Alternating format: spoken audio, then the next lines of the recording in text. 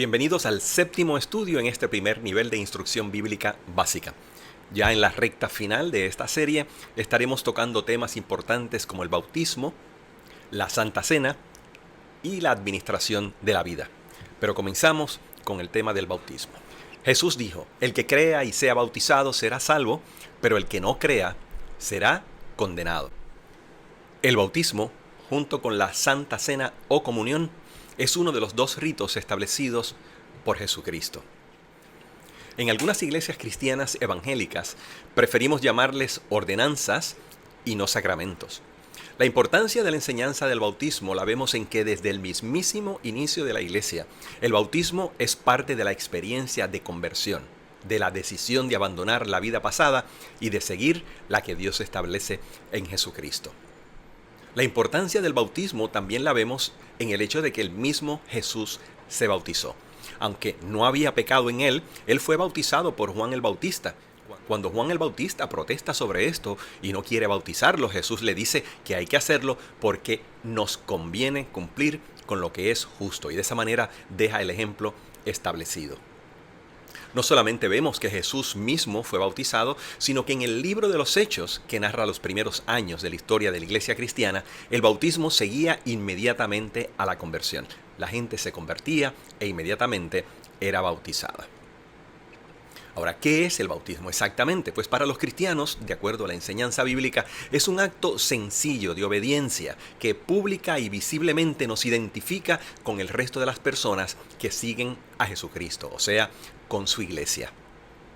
Los siguientes versos que vamos a ver, en ellos se indica claramente dos aspectos.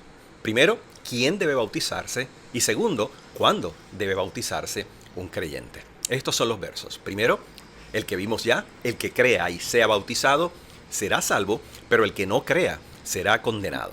El segundo, arrepiéntase y bautícese cada uno de ustedes en el nombre de Jesucristo para perdón de sus pecados y recibirán el don del Espíritu Santo. De acuerdo a estos dos versos, entonces vemos que los que creen deben bautizarse y deben hacerlo después de creer. En las iglesias cristianas evangélicas se observa el bautismo como un acto público y simbólico que refleja exteriormente lo que ya ha ocurrido en el interior del creyente. Y de eso habla el pasaje que vamos a ver en Romanos. ¿Acaso no saben ustedes que todos los que fuimos bautizados para unirnos con Cristo Jesús, en realidad fuimos bautizados para participar en su muerte? Por tanto, mediante el bautismo fuimos sepultados con Él en su muerte, a fin de que, así como Cristo resucitó por el poder del Padre, también nosotros llevemos una vida nueva. Por lo tanto, entonces, cuando hablamos del bautismo, no entendemos que este acto limpie de pecados en sí mismo. Creemos que esto solo lo hace la sangre del Señor Jesucristo y que no existe ritual alguno que pueda hacer lo mismo. Sin embargo, la Biblia enseña que después de la conversión y como este acto público y simbólico, los cristianos debemos proceder al bautismo.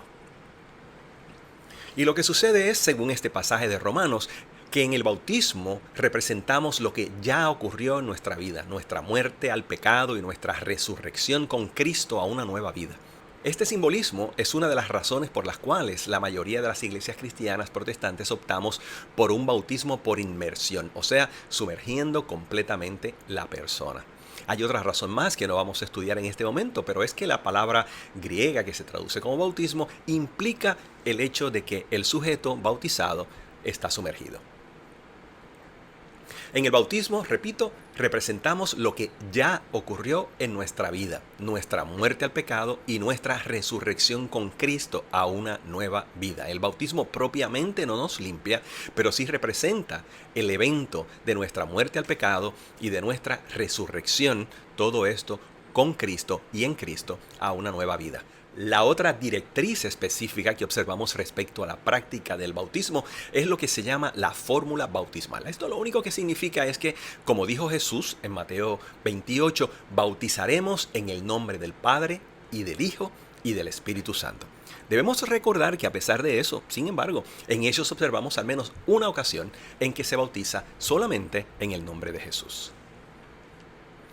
Esta es la llamada fórmula bautismal y por eso cada vez que bautizamos decimos lo hacemos en el nombre del Padre y del Hijo y del Espíritu Santo. Esto representa principalmente dos cosas. Lo hacemos en identificación con el Padre, con el Hijo y con el Espíritu Santo, pero también lo hacemos bajo la autoridad del Padre, del Hijo y del Espíritu Santo. En la mayoría de las iglesias cristianas evangélicas, bautizarse tiene un significado importante para la iglesia como organización, para la iglesia local específicamente. Y es que el bautismo es el momento en que en algunas iglesias el creyente se convierte en miembro de la iglesia local. Y esto suele darle el privilegio de participar de la Santa Cena, de apoyar con sus ofrendas la obra del Señor y también de participar en diversos ministerios. Cuando un creyente se bautiza, también se espera de él o ella su respaldo a la congregación con su asistencia, con su ejemplo y, como hemos dicho, también con su servicio. Tomando en cuenta todo esto, debes meditar en un par de cosas. Primero, si eres creyente en Jesucristo, si has decidido ya seguirle, si te has convertido a Cristo, no hace falta más preparación para bautizarse que haberte convertido a Jesucristo y desear servirle toda la vida. En segundo lugar, debes meditar sobre el significado del bautismo, sobre esta identificación con Cristo y con su iglesia.